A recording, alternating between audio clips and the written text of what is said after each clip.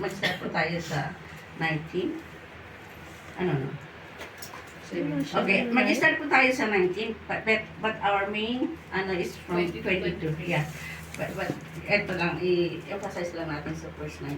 So, hindi may kakaila ang gawa ng laman, pakikiapid, kahalayan at kalaswaan, pagsamba sa Diyos-Diyosan, pagkukulang, pagkapuot, pangaaway, away, pagsiselos, pagkagalit-galit, kasakiman, pagkakampi-kampi, pagkakabahabahagi, pagkainggit, paglalasing, walang habas na pagsasaya, at iba pang katulad nito. Muli ko kayong binabalaan ang gumagawa ng mga ito ay hindi magkakaroon ng bahagi sa kaharian ng Diyos. Subalit ang bunga ng Espiritu ay pag-ibig, kagalakan, kapayapaan, pagtitiyaga, kabaitan, kabutihan, katapatan, kahinahunan, at pagpipigil sa sarili. Salamat sa Panginoon sa kanyang mga salita. Hallelujah. At pinagmagatan ko po itong just simply ang bunga ng banal na Spirit. Amen. The Holy Spirit.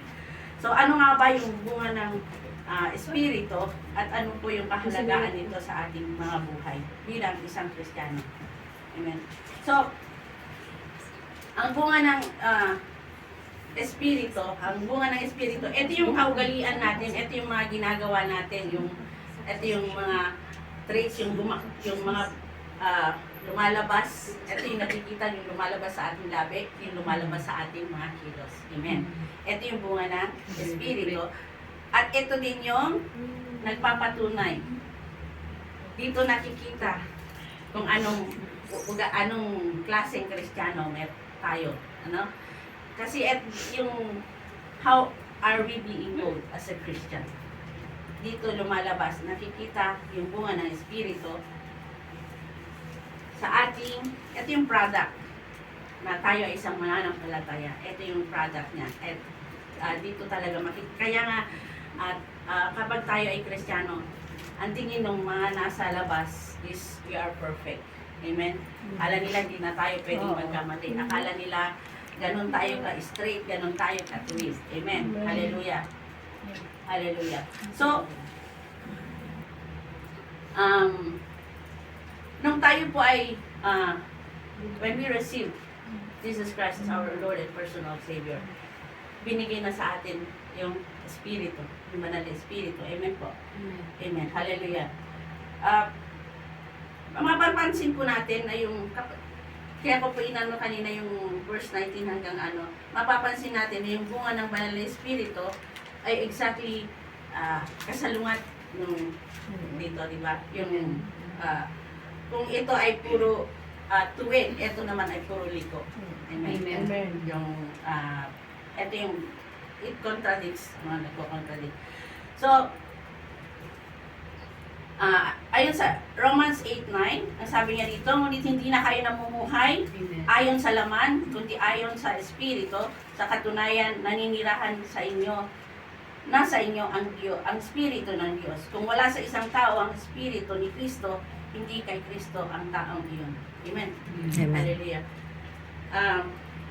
I-explain ko lang po kasi pag i-explain ko ito isa-isa, medyo haba. Pero, try to make it shorter. Amen. So, ano nga ba yung bunga ng Espiritu? Amen. Yung unang-una ay pag-ibig. Amen. Actually, yung pag-ibig, pag tinitingnan natin yung pag-ibig is napakalawak ko yung scope niya. Amen. Yes. Hallelujah. Yung pag-ibig kasi kung aanoin natin, yung pag-ibig, di ba, sinasabi natin, God is love. Amen. So, kung meron tayo nung klase ng pag-ibig na meron ang Panginoon, amen, I'm sure yung the rest of the fruit of the Holy Spirit ay magagawa ng natin. Do you agree with that? Diba sabi niya sa love covers multitude of sin. Proverbs ata po yun. Kasi di ba, kung babasahin po natin sa 1 Corinthians 13, kung anong yung 1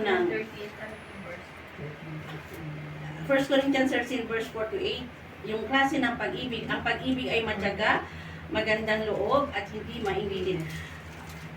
Hindi mayabang ni mapagmataas man, hindi magaspang ang pag-ugali, hindi makasarili, hindi magagalitin, o magtatanim ng sama ng loob sa kapwa, hindi ito natutuwa sa masama, sa halip ay nagagalak sa katotohanan, ang pag-ibig ay maitiisin, mapagtiwala, puno ng pag-asa at nagtitiyaga hanggang wakas.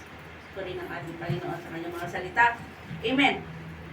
So, sino kayang nakakagawa ng ganitong, nakakapagbigay sa atin ang ganitong uri ng pag-ibig? Amen. Ang sabi niya, matyaga. Tayo ba matyaga? Minsan nga lang, nakapagsalita lang yung ating kaibigan, yung ating kapwa na hindi maganda. Gusto natin, we get even with them. Yung kailangan mag-revenge ka. Amen. So, kaya nga, kailangan yung bunga ng Espiritu ay laging nananahan sa atin. Amen. Yung pag-ibig. I see love na parang it covers all na. Yung lahat na ng yun ang bunga ng banal na Espiritu. Yung self-control, kagalakan, ano pa ba yung mga yon?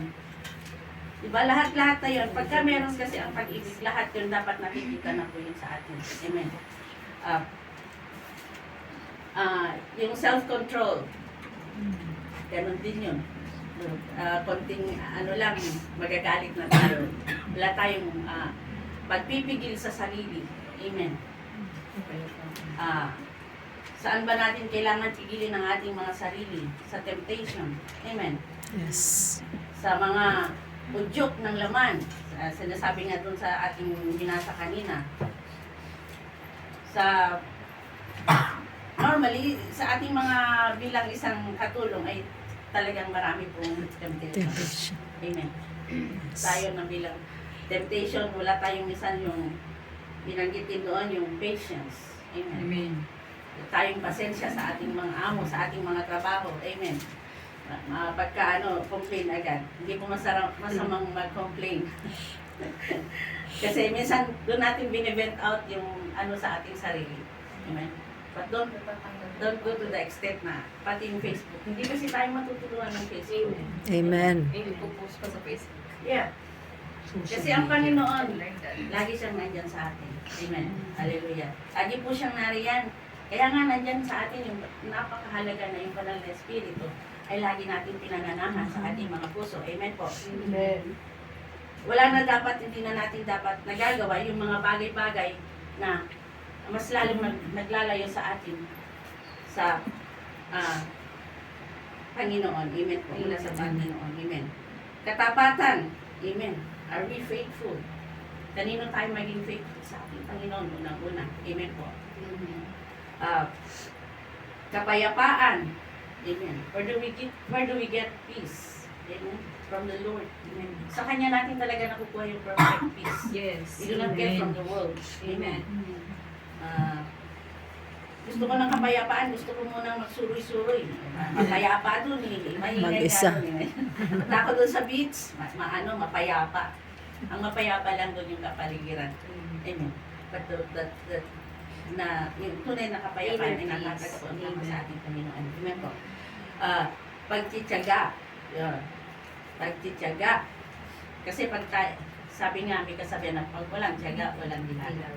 But tayo ay magtityaga sa gawain ng ating Panginoon. Huwag tayo magmamadali. Bakit, lagi na lang akong naglilinis. Amen. Ako na lang ako yung naglilinis. God is seeing us. Amen. Nakikita niya yung dapat bawat ginagawa natin. At sa Kanya galing yung binibigyan niya tayo ng kalakasan. Amen po. So, huwag kang magalit, huwag kang mag-murmur. Kung lagi na lang ikaw naglilinis, lagi na lang ikaw naglalaba. Amen. Sa amo natin, hindi natin pwedeng mag-complain kasi may dollar. Ano po? Kailangan gigising ng maaga. Amen po. Kagalakan, of course, kagalakan nakukuha lang din natin sa Panginoon. Kasi pagka ang Panginoon nasa ating puso, amen, kahit anong hirap yung ating kalalagayan, kahit anong hirap yung ating pinagdaraanan, when we have Jesus in our heart, when we have the Holy Spirit in our heart, magiging kagalakan iyon. Amen. Hallelujah. Salamat, Lord, kasi binibigyan mo ako ng pagsubok Dahil dito, Lord, nasusubok kung gaano kalalim yung ating tiwala sa Panginoon. Yung relasyon natin sa Panginoon. Amen. Hallelujah. Kabaitan. Amen. Mabait ba tayo? Amen. Yung kabaitan kasi, Sure, I mean, hindi lang tayo mabait sa taong mabait sa atin.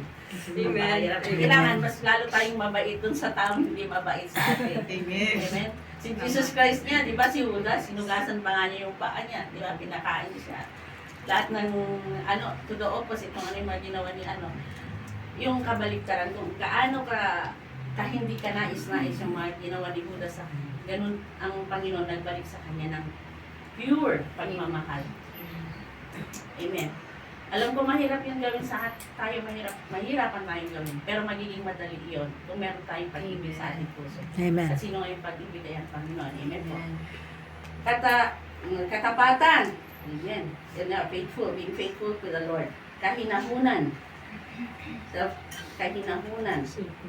At pagpipigil sa sarili, yun yung self-control. Amen.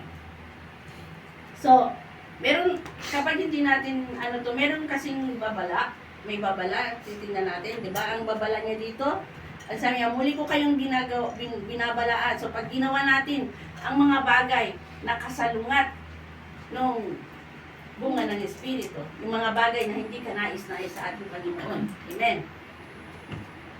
Ay hindi magkakaroon ng bahagi sa kaharian ng Panginoon Diyos. So saan kaya tayo mapupunta sa Hades?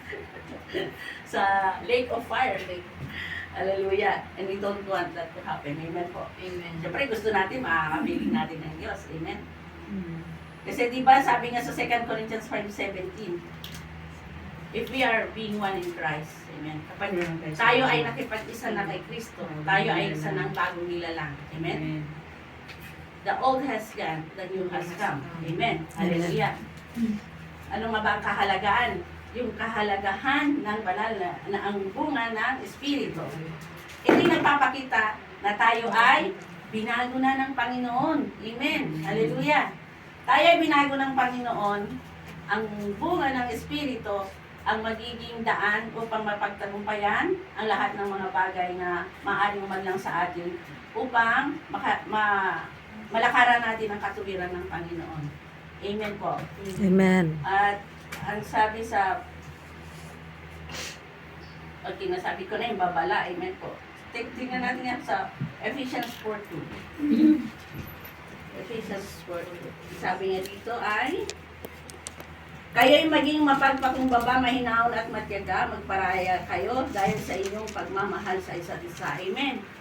So pag may pagmamahal tayo sa isa't isa, amen, pagmahal natin ang bawat isa, di ba? Dito, mapalad tayo. Amen. I mean, ako'y naduduwa, ako'y nagagala kasi nakikita ko po dito sa loob ng church. Amen. Amen. Yung pagmamahalan, Amen. pagmamalasakitan. Amen. That shows care, love. Amen. Yung nagbibigayan. Salamat sa Panginoon. Kung may ayaw kang damit, ibigay mo sa Pag walang pagkain, bibigyan mo ng pagkain. Salamat sa Panginoon. Amen. Amen. Kasi yun ay bunga ng banal na Espiritu. Yun ay pagpapakita lamang na tayo ay tapat, na tayo ay lingkod ng ating Panginoon. Amen. Kasi pag hindi natin ginagawa yun, hindi natin ginagawa yung mga bagay na tinuro ng ating Panginoon sa atin, then hindi tayo matatawag na lingkod ng Diyos. Amen po. Amen. Kanino tayo lingkod? Satanas. Amen. Ang mga ito ay mauunawaan Dalawa lang lamang natin pagpilian. kapag ang banal na Espiritu ay nananahan sa ating mga puso. Amen. Yung mga bagay na binanggit, kahit basahin pa natin iyon ng paulit-ulit, kung walang banal na Espiritu sa atin, na hindi lang natin maunawaan. At kapag hindi yun natin naunawaan, hindi yun natin pwedeng ilagay sa, we cannot put them into action. Amen. Yeah. So only, we have to, kailangan magbabad tayo sa salita ng Panginoon. Sabi ko nga kahapon, dahil dito natin nakikita talaga, dito natin mauunawaan kung gaano kami ang ating Panginoon. Dito natin makikita kung sino siya sa ating buhay. Amen. At the more na nakikipag-ugnayan tayo sa Kanya, mas lalong magiging hitik tayo sa bunga. Amen po. At kapag hindi tayo lumalapit sa Kanya, kapag yung ating relasyon sa Panginoon ay pagewang-gewang, minsan yung mga bunga ay hindi magiging mahihitik. Amen? Hindi siya magiging hitik, hindi siya magiging, siguro na, minsan naririnig natin, nakakalaglag bunga naman ito. Ha? Kasi pag nainis ka na, nalalaglag na yung bunga. Hindi pwede kasing kulang eh. Kaya dapat, kaya nga may, kaya cluster kasi yan, dapat buo siya. Amen. So pag natanggal yung isa, may kulang. Amen. Ang hirap gawin, mahirap gawin. Kasi, nandito pa kasi tayo sa mundong ibabaw. And talagang, kailangan talaga natin na makikibaka tayo. So, kailangan talaga natin magbabal sa salita ng Diyos. Amen. Lagi natin nasahin ang kapuspusan ng banal na Espiritu. Dahil siya lamang ang magtuturo sa atin kung paano natin malakaran ang tuwid na daan. Paano natin malakaran ang mga turo ng ating Panginoon sa Kristo. Paano natin gawin ang kanyang kalooban. Yun lamang po at tayo po ay manalangin. Hallelujah.